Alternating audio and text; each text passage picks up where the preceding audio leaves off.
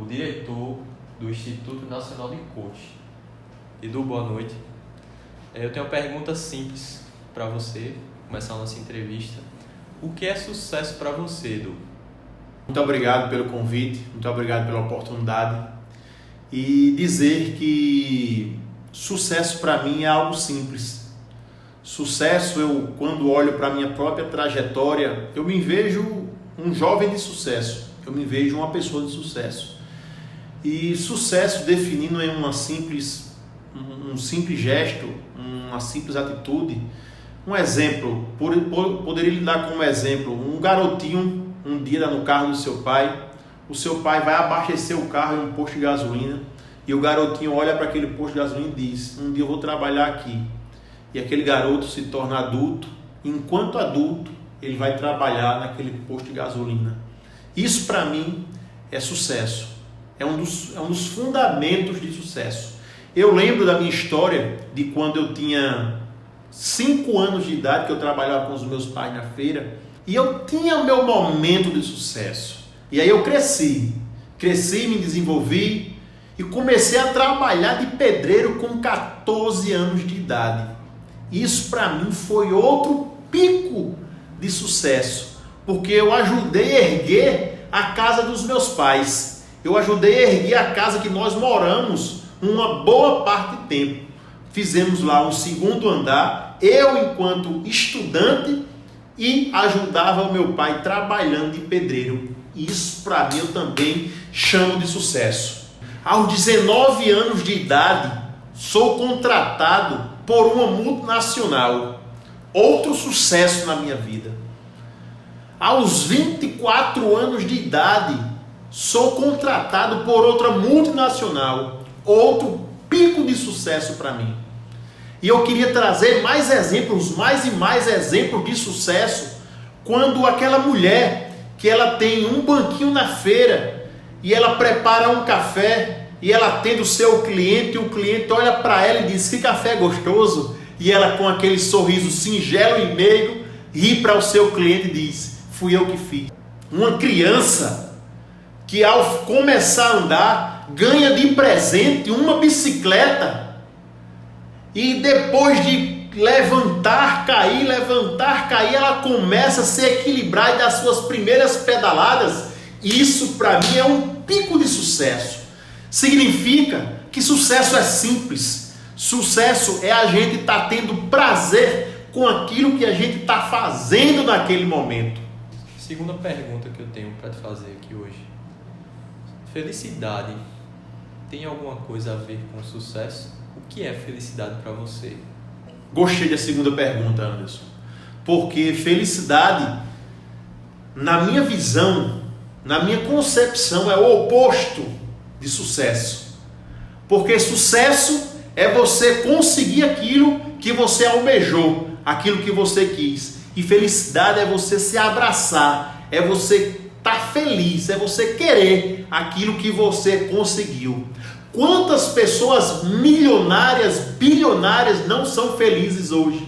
Por quê? Porque ela chegou ao nível de sucesso, mas ela não chegou ao nível de felicidade. Ela não se abraçou, ela não se agarrou, ela não se apaixonou por aquilo que conquistou. E aí ela deixa de viver uma felicidade plena e deixa de sentir o melhor da vida. Enquanto a gente já ouviu muitos vídeos de pessoas trabalhando, próprios garis mesmo trabalhando no carro do caminhão do lixo, dançando e motivado com a música e trabalhando num serviço que nós sabemos que é muito árduo, é muito pesado, mas a essência da felicidade mora e habita naquele coração, naquela mente, naquele ser humano. Felicidade para mim é isso, é definido como a gente gostar e a gente se apaixonar e a gente querer e a gente abraçar a tudo aquilo que a gente conquistou.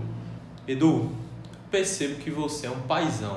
Eu gostaria de perguntar qual o impacto que o pai tem na criação dos seus filhos. A presença do pai na vida dos filhos é fundamental. Da mesma forma que a presença de Deus, o nosso grande Pai, é fundamental nas nossas vidas. Um pai, ele é a maior referência na vida de seus filhos.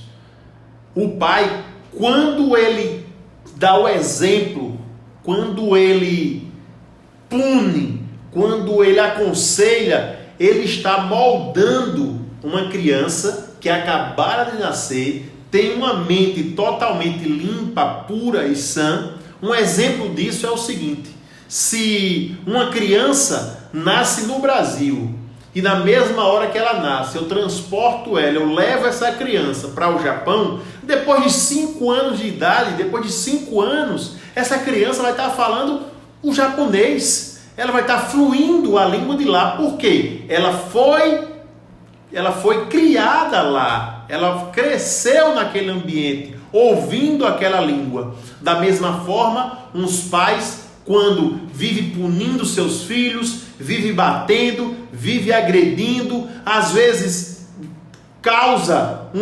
cria um descaso entre os filhos, não aconselha, não conversa. Quando conversa é só brigando, é só acusando, é só diminuindo, e isso faz com que a autoestima daquela criança se diminua. E eu tenho um cuidado muito forte, eu aconselho muito os meus clientes, os meus colaboradores, eu aconselho a todos, para cada repreensão que a gente dê para uma criança, nós temos que dar 7 elogios.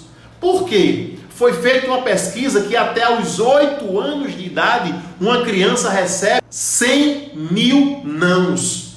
O que isso significa? Que a palavra não na mente de uma criança, ela não existe, ela não acontece. Por isso uma mãe diz: meu filho, não bote a mão nisso. A criança vai lá e faz. Meu filho, não pegue isso. A criança vai lá e pega. Aí a mãe e o pai acham que aquele filho ele é teimoso, ele é, que nós chamamos aqui na parede, ele é maluvido. Mas não, é porque a palavra não entrou no engrema tão forte que aquela criança não assimila mais aquela palavra.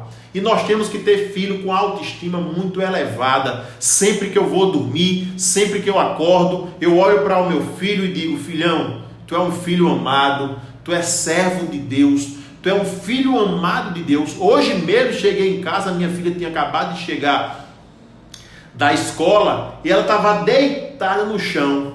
E aí eu falei: filha, olha para cima. Imagina agora Deus, o Todo-Poderoso, o arquiteto do universo, te olhando do céu com um lindo sorriso, com um sorriso muito largo, apontando para você, dizendo: Mariana, você é minha filha amada. Olha só que frase, olha o que eu estou incutindo, olha o que eu estou colocando na mente daquela criança. Eu estou produzindo uma imagem, até porque a nossa mente ela vive de imagem. Quando eu falo: Anderson, não olhe uma borboleta azul, na mesma hora você já imagina essa borboleta azul. É por isso que quando a gente for conversar com uma criança, que a gente use metáforas com ela, que a gente use frases bem elaboradas, da mesma forma que o nosso Jesus Cristo usava para conosco. Ele educou através de parábolas, ele conversou com os seus discípulos através de parábolas, e isso fez com que o aprendizado aumentasse. Então nós, enquanto tivermos conversando com as nossas crianças, temos que ter muito cuidado. Eu tenho um exemplo muito forte meu, um dia que Luiz Emanuel, meu filho, estava cavalgando no redondel, e isso está no meu livro. Ele estava no redondel lá do nosso sítio com a sua égua, com a Tina, e ele: papai, ela não quer galopar. E eu sabia que ela queria galopar, eu sabia que a égua gostava de galopar. Eu percebi que ele estava com medo de cair. E quando eu percebi isso, naquele mesmo instante, eu comecei a conversar alto com Luiz Emanuel. Comecei a falar: Luiz, se anima. Luiz, você é forte, você é uma semelhança de Deus, você é um grande cavalgador, você é um grande vaqueiro, você é um grande domador de cavalo. E não parava de falar. Com essa sequência de palavras que eu falava com Luiz Emanuel, isso foi calando o diálogo interno dele.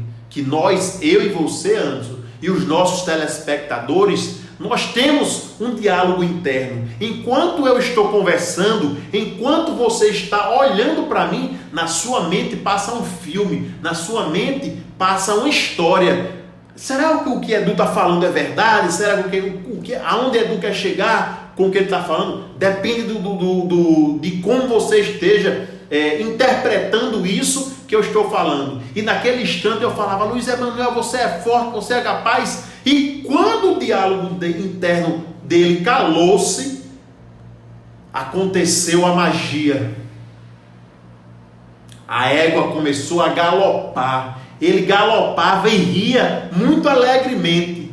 E eu percebi que naquele instante ele estava vivendo o flow daquele momento. Ele estava curtindo demais aquele momento. E ele ria. E ele dizia: papai, a égua está correndo. Eu falava: tá filho, você é forte, você é capaz, você consegue. Só palavras enaltecedoras, só palavras fortalecedoras, estimulando aquela criança, fazendo com que aquela criança percebesse que ela sim era possível. E aí eu te faço uma pergunta, e faço uma pergunta também para os nossos telespectadores. Quais são as palavras que você está falando para as suas crianças? Quais são as palavras, quais são as frases que você está falando para o seu filho, para o seu sobrinho, para o seu enteado, para o seu vizinho? Porque são essas palavras que edificam. Isso é bíblico. É bíblico. Com a palavra eu amaldiçoo, ou com a palavra eu abençoo. Então nós temos que ter esse cuidado, principalmente com as nossas crianças, com a pureza que elas têm, com a convivência que elas têm conosco. Por isso que toda vez que eu chego em casa e olho para os meus filhos, eu olho nos olhos dele. Por quê, Anderson?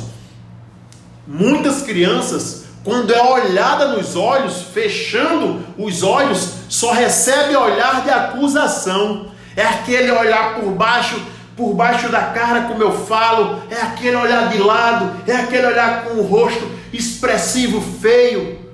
Uma criança, ela tem que receber um olhar nos olhos, com aquele olhar profundo, com aquele olhar meigo, com aquele olhar de amor, aquele semblante que está cativando aquela criança, aquele semblante que está cultivando, aquele semblante que está olhando para aquela criança com muito amor, com muita fraternidade.